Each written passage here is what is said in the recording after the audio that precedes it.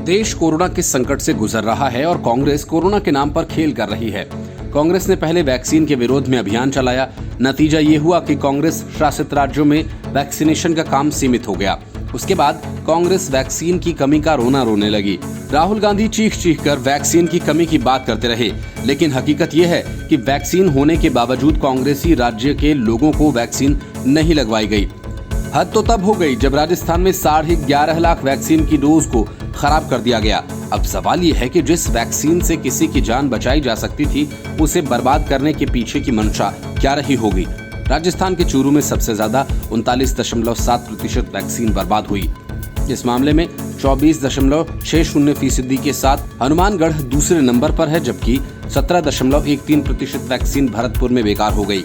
Vaccine बर्बादी के मामले में ये जिला तीसरे नंबर पर है और 16.71% वैक्सीन को बर्बाद करके कोटा चौथे नंबर पर है। वैक्सीन की बर्बादी पर राजस्थान की अशोक गहलोत सरकार की लापरवाही पर सवाल उठाते हुए केंद्रीय मंत्री गजेंद्र सिंह शेखावत ने सीएम को फटकार लगाई और कहा कि इससे राज्य में कोरोना का संकट घटने की बजाय बढ़ रहा है। शेखावत ने कहा कि प्रधानमंत्री बार बार कह रहे हैं कोविड के टीके की एक खुराक को बर्बाद करना किसी व्यक्ति को जीवन कवच से वंचित करने जैसा है, लेकिन जिनकी लोगों के जीवन से खिलवाड़ करने की आदत ही बन चुकी हो तो उन्हें कैसे सुधारेंगे। उन्होंने राज्य सरकार से सवाल किया कि आखिर वैक्सीन की बर्बादी के लिए किसे जिम्मेदार ठहराया जाना चाहिए। केंद्रीय मंत्री ने वैक्सीन की बर्बादी को अपराध बताते हुए कहा कि ये लोगों के जीवन का सवाल है, इसलिए इस कृत्य को नजरअंदाज नहीं किया जा सकता। उन्होंने आगे कहा, ये गहलोत की जिम्मेदारी है कि वे अपराधियों को सजा दें, अन्यथा हम ये मान लें कि इसके लिए मुख्यमंत्री खुद ही जिम्मेदार हैं। कोरोना संक्रमण के कारण वैक्सीन की कमी के बीच इसकी बर्बादी को लेकर पीएम नरेंद्र मोदी ने सभी जिलाधिकारियों से कोविड-19 टीकों की कम से कम बर्बादी सुनिश्चित करने का आग्रह किया था। पीएम ने कहा था कि वैक्सीन की बर्बादी एक गंभीर मुद्दा है।